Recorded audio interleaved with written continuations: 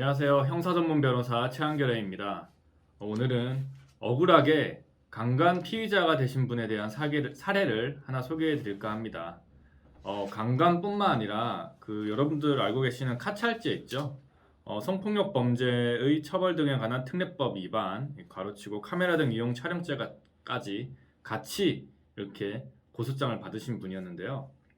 우선 강간죄는 형법에 규정되어 있습니다. 형법 제297조는 폭행 또는 협박으로 사람을 강간한 자는 3년 이상의 유기징역에 처한다라는 규정이고요. 그리고 여러분들이 흔히 들어보셨을 카찰죄와 관련된 규정은 성폭력 처벌법 제14조에서 규정하고 있습니다. 이 조문은 매번 강조해도 정말 더 강조해야 할 그런 조문입니다. 한번 조문을 읽어보면은 성폭력 처벌법 제14조 1항 카메라나 그 밖의 이와 유사한 기능을 갖춘 기계 장치를 이용하여 성적 욕망 또는 수치심을 유발할 수 있는 사람의 신체를 촬영 대상자의 의사에 반하여 촬영한 자는 7년 이하의 징역 또는 5천만 원 이하의 벌금에 처한다라는 규정이에요.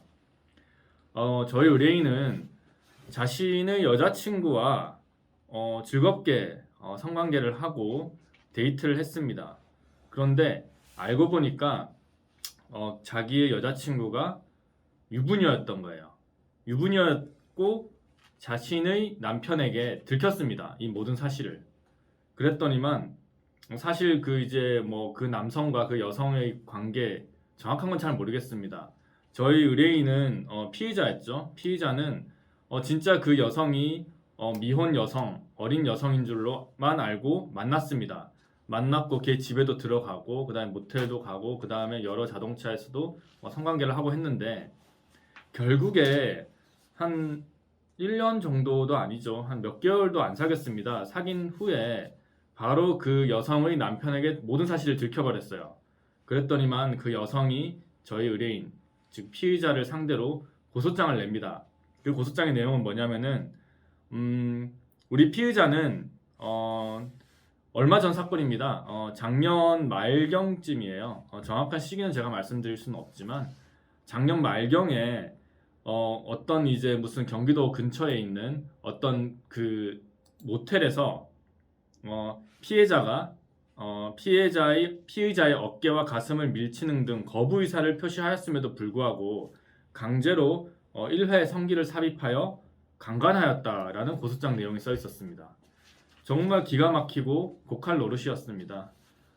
그리고 두 번째 범죄는 그와 같은 일시 장소에서 그 피의자는 우리 의뢰인이죠. 피해자의 동의 없이 피해자와 성관계하는 모습을 자신의 휴대폰, 우리 의뢰인의 휴대폰입니다. 그 휴대폰을 이용을 해서 동영상으로 촬영하였다. 아이폰을 이용해서 촬영하였다. 이런 내용입니다. 근데 저희 의뢰인은 절대 그런 일이 없었고, 그리고 사실 피해자와 그 여성과 성관계하는 영상을 그 합의하에 찍은 영상들이 몇 개 있었습니다. 그런데 왜 굳이 이때 자기 자신을 그렇게 촬영했다라고 이렇게 거짓 고소를 했는지는 모르겠습니다. 그래서 우리가 여러 가지 증거들을 냈습니다. 때마침 이때 처음 성관계를 할 때는 저희 피의자, 저희 의뢰인이 녹음을 하고 있었어요.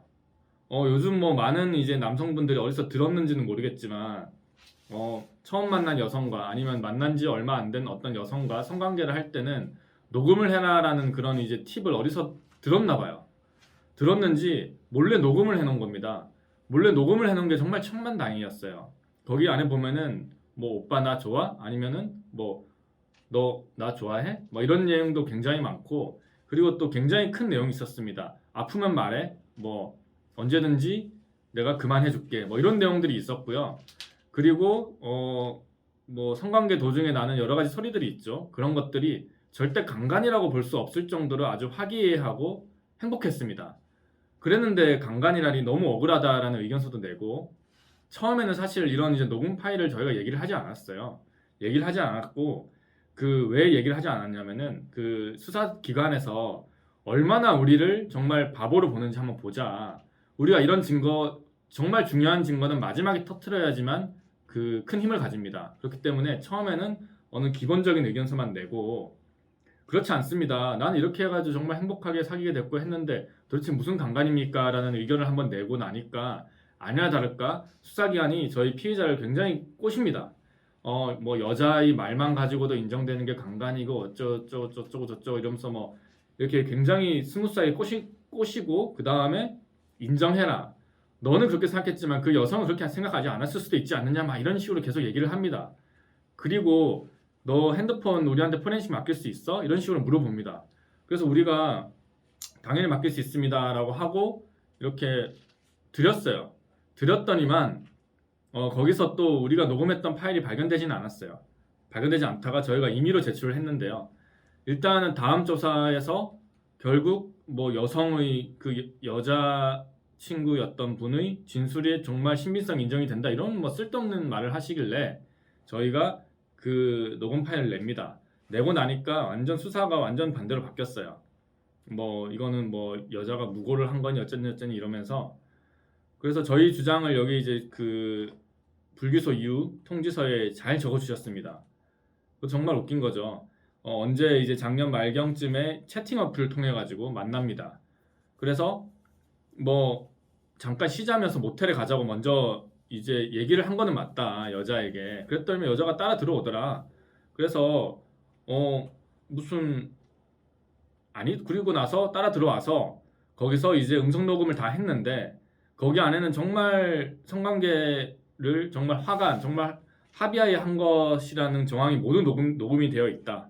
그리고 당시 내가 녹음을 하고 있었기 때문에 그 카찰제를 하려면 카메라를 이용한 촬영을 해야 되는데 두 개가 동시에 될 수 없다라는 의견을 냈습니다.